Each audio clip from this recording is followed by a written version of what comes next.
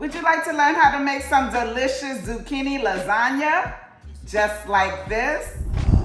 You would? Good. Because in this episode of the Lisa D's Delight Show, I'm going to show you how to do it.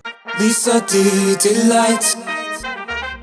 The exact ingredient list, the measurements and such for this recipe will be in the description box below. You're really going to need a mandolin for this recipe because it's kind of tricky to get the zucchini like super thin, which is what we need for this recipe. So a nice sharp mandolin is going to help you achieve that thinness that we're looking for. This mandolin here was only $17 at Walmart. And I like it because it has like a little gauge on the side and you're able to adjust the thickness of the slices. Thankfully, they make them with this guard thingy. That's going to help me out because I'm not trying to pull back a nub, okay? I was able to get them super thin, which is what we want. Some broke up a little, but it'll be okay. When using zucchini instead of pasta for lasagna, the key is you don't want it to be watery, right? So you need to dry out the zucchini. So I find that the best way to do that is to put a little salt on it, just a couple of sprinkles all over the zucchini. When you sprinkle the salt on, that helps to draw out the liquid. And then pop it in the air fryer for like 5 minutes, and that'll help dry it out. Or if you don't have an air fryer, you can even dry them out in your oven for like 7 minutes or so. Or you can skip the air fryer oven step and just sprinkle a little salt all over it and then wait for like 10 minutes or so and the liquid will come to the top. And then you take a paper towel and just blot out the extra liquid.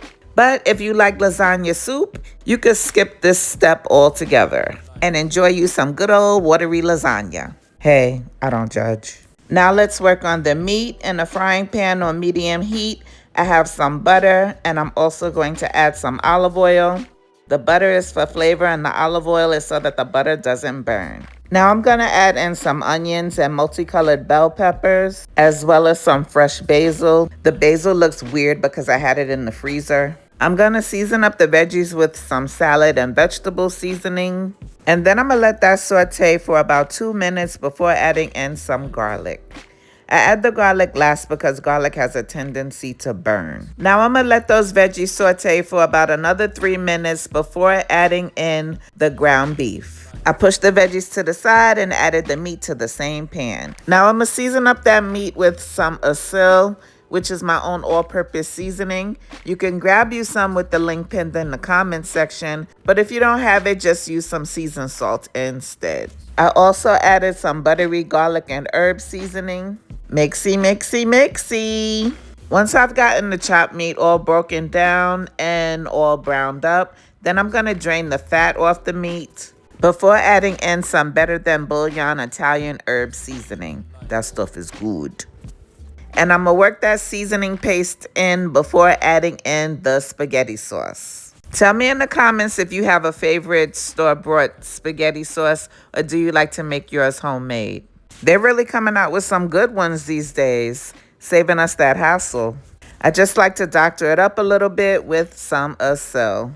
And give it a taste. Make sure you don't need to adjust the seasonings. And then I'm going to cover the pan and let it simmer for about 20 minutes while we work on this ricotta mixture. I just like to doctor up my ricotta cheese just to make it more flavorful. But it's totally optional. You could leave the ricotta cheese out altogether if you're weird. If you don't like ricotta. So I added some Parmesan cheese, some fresh basil, and garlic powder to the ricotta cheese. Now, since somebody was nice enough to get the egg prices down, I'm going to add me an egg too.